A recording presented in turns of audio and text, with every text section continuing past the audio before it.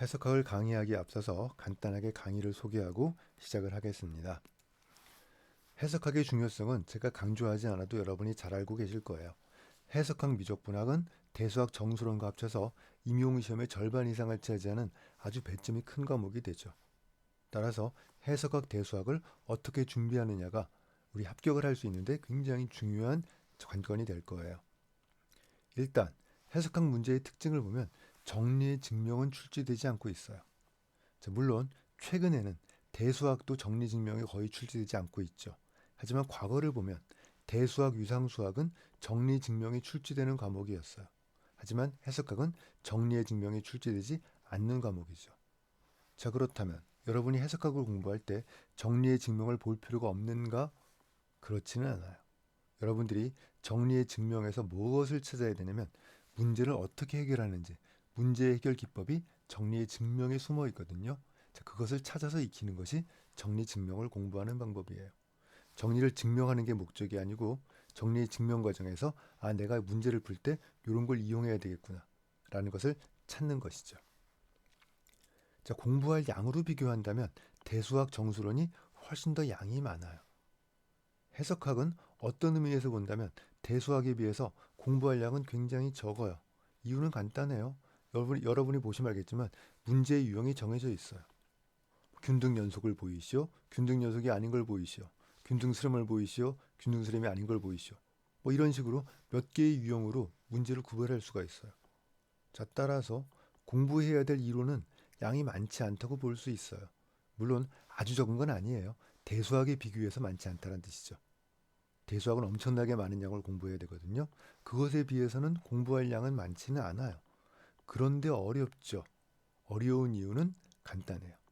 똑같이 균등 연속을 보이는 문제인데 함수에 따라서 계산하는 방법이 달라요. 이론은 하나예요. 균등 연속에 대한 이론은 하나인데 문제에 주어지는 함수에 따라서 계산하는 방법이 달라요. 어떤 부등식을 쓸 것이냐 달라지고요. 이런 등등 그런 계산하는 요령이 달라지기 때문에 그래서 문제 해결이 쉽지가 않아요. 자, 이게 해석하기 어려운 점이에요. 여러분들이 그래서 해석학을 공부할 때는 이론을 열심히 파는 거 소용없어요. 문제를 많이 풀어서 문제가 주어질 때마다 이런 문제는 내가 이렇게 계산해야지 라는 그 요령이 생겨야 돼요. 우리 문제를 많이 풀어봐야 되는 과목이 해석학이라는 걸 여러분들이 알아두시면 될 거예요. 자, 그런데 아까 설명한 대로 문제의 유형이 많지 않기 때문에 처음부터 답안 작성의 패턴을 미리 만들어두면 부분 점수를 받는 데 도움이 돼요. 자, 제가 합격 전략 특강 2개를 현재 올렸거든요. 1강은 공개 강의고요. 2강부터 제 수강생만 볼 수 있도록 만들어 드렸는데 2강에서 부분 점수를 받을 때 도움이 되는 우리 채점 기준이라든가 이러한 얘기를 해놓고 있으니까 반드시 여러분들이 합격 전략 특강 2번째 강의를 수강하신 다음에 해석학 강의를 수강하시길 바라겠어요. 그래서 균등 연속을 보이는 문제는 난 이런 방법으로 보일 수 있으니까 패턴을 이렇게 보일 거야. 균등 연속이 아닌 걸 보일 때는 이렇게 답안을 쓸 거야. 이 패턴을 미리 만들어 두면 부분 점수를 만들 때 도움이 될 수 있어요. 여러분들이 나중에 수업을 하면서 설명을 드릴 거니까 같이 공부하시면 될 거고요. 자, 이제 미적분학이에요. 알다시피 미적분학은 해석학 계산의 기초죠. 그리고 임용시험에서도 미적분학 문제가 기입형 한 문제 정도가 출제된다고 봐야 돼요. 그래서 임용시험의 문제로 본다면 기입형 한 문제 2점밖에 안 되지만 문제는 해석학의 기초이기 때문에 언제 어떤 걸 쓸지 모른다는 거예요. 갑자기 미적분의 적분을 계산할지 모르고요. 복잡한 미분을 해야 될지 몰라요. 그래서 이 미적분학을 여러분들이 공부를 해둬야 돼요. 자, 그런데 미적분학을 따로 강의할 시간이 현재 없어요. 따라서 이 미적분학은 제가 집중관리반에서 다룰 거예요.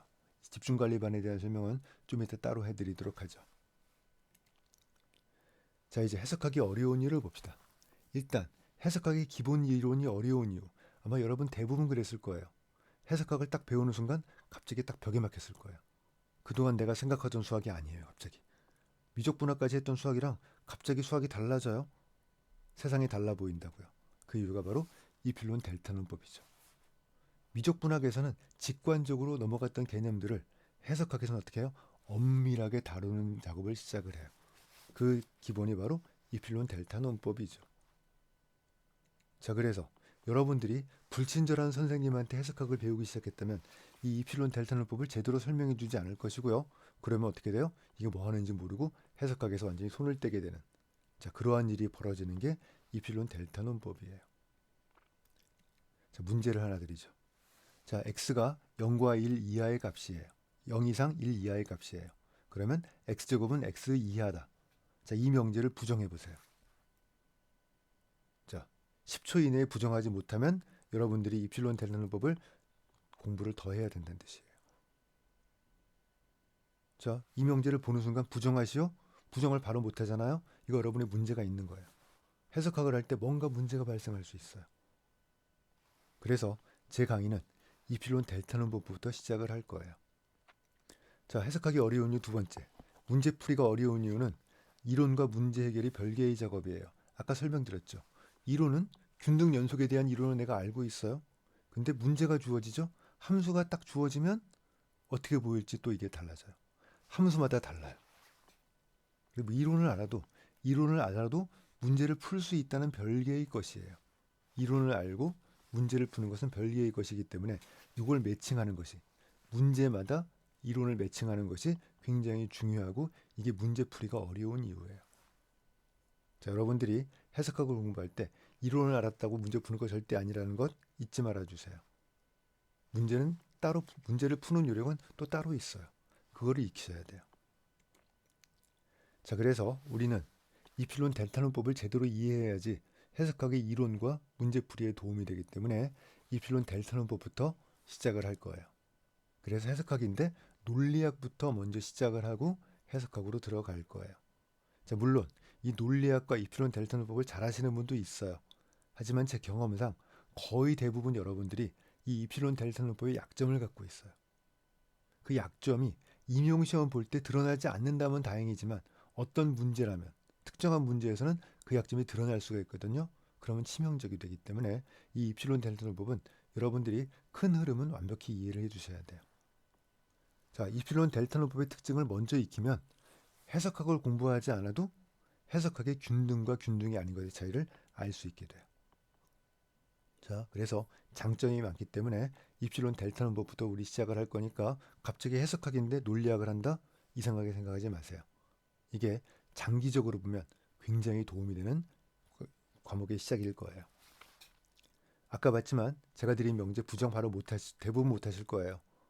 헷갈릴 거예요. 부정인지 정확히 확신할 수도 없고. 자, 그런 개념들의 부정들도 바로 알 수 있는 게 입실론 델타 논법이에요. 자, 교재의 구성은 예전에는 여러분이 제 강의를 보다 보면 화면에 노트라고 해서 설명이 굉장히 자세히 있었거든요. 예전에는 교재에 그걸 다 포함시켜 드렸어요. 자, 그랬더니 단점이 생겨요. 여러분들이 공부할 때 그걸 읽고 또 읽어요. 그건 자꾸 읽으라고 주는 게 아니거든요. 그래서 과감하게 꼭 필요한 것만 남기겠어요. 자, 여러분들이 제가 뒤에서 필기의 덫을 설명드리겠지만 여러분들이 자료를 많이 남기길 원해요. 근데 자료를 많이 남기면 이게 도움이 안 돼요. 임용시험에 독이 돼요. 자, 여러분들이 대학 노트 10권 정도의 자료를 준비해 놨어요. 임용시험 보기 전 한 달 전이에요. 그 10권을 다 읽을 수 있을까요? 다 읽어서 공부할 수 있을까요? 못해요. 자료는 나한테 필요한 자료, 꼭 필요한 거 진짜로 내가 읽어서 공부할 수 있는 양만큼만 남겨야 돼요. 그래서 자료를 많이 모으면 처음에 뿌듯해요. 나중에 읽어서 공부해야지. 나중에 못 읽어요. 자, 그러한 악순환에 빠져서는 안 돼요.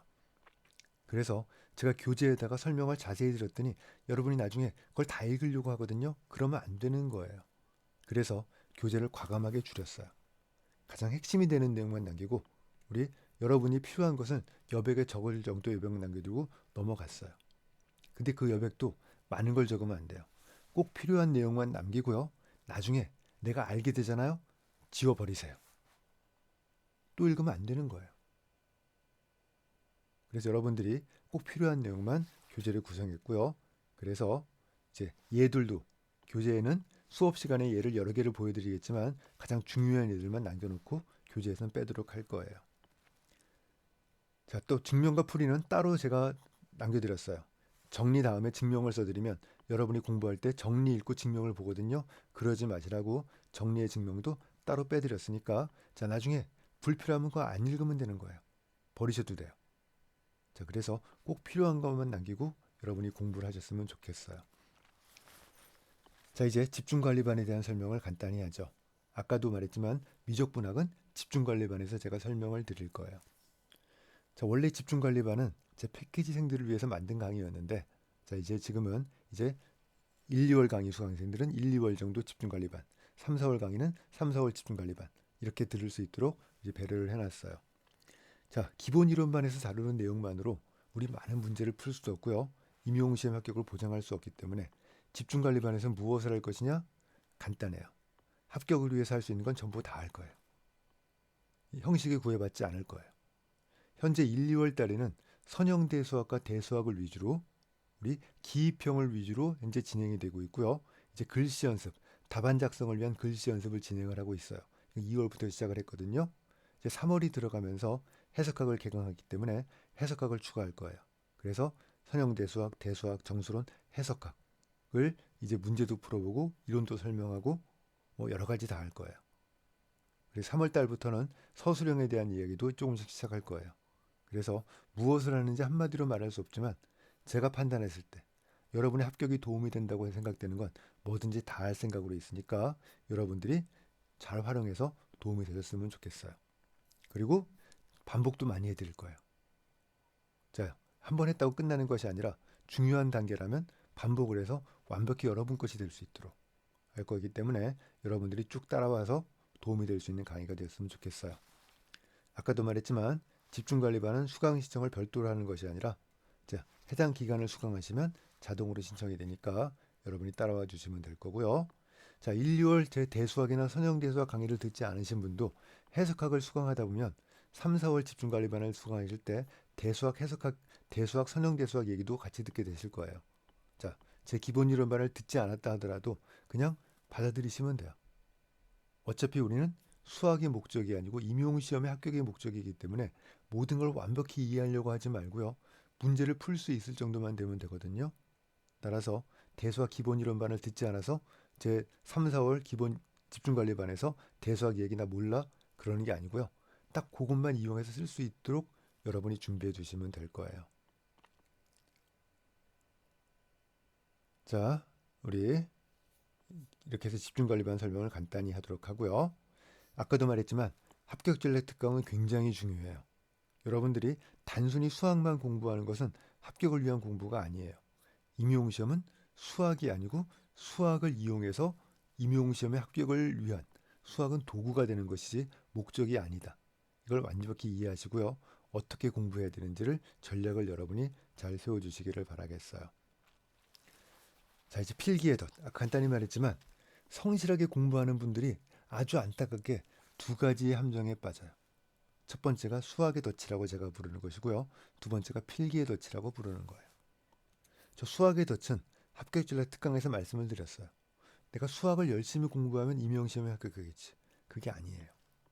임용시험은 수학이 목적으로 하는 공부가 아니고 임용시험의 합격을 위해서 공부하는 거거든요. 그 차이가 약간이 있어요. 근데 그 약간이 굉장히 커요. 수학적으로는 중요하지만 임용시험으로는 중요하지 않은 명제들이 굉장히 많아요. 임용시험에 출제할 수 없다면 그건 중요하지 않은 거예요. 따라서 수학과 임용시험을 여러분이 구분을 해야 돼요. 그런데 여러분은 수학을 공부하는 수학자들이에요. 이게 수학자의 한계상 공부하다 보면 궁금증이 생겨요. 왜? 왜라는 질문은 수학의 핵심인 질문이거든요. 그런데 그게 임용시험에서의 독이 될 수 있어요. 궁금하니까 공부해야 되는데 그건 임용시험 주제가 아니게 되는 임용시험엔 출제 가능성이 좀 떨어지고 그런 주제가 될지도 몰라요. 자, 그래서 수학을 어떻게 얼마까지 공부할 것이냐를 결정을 잘해야 되는데 이게 어려운 이유가 뭐냐면 수학 실력이 좋으면 좋을수록 당연하게 합격의 가능성이 높아요. 자, 뒤에 가서 나중에 문제풀이반 모의고사반에 가면 내가 모르는 문제라도 뭔가 점수를 받을 수 있는 방법이 있다라고 하는 걸 설명을 드릴 거예요. 그때 내가 모르는 문제에서 점수를 받을 확률을 높일 때 내 수학 실력이 좋으면 그만큼 유리해요. 자, 따라서 수학 실력이 좋으면 당연히 가능성이 높아지기 때문에 이게 어디까지로 경계를 설정해야 될지 굉장히 어려워요. 개인마다 달라요.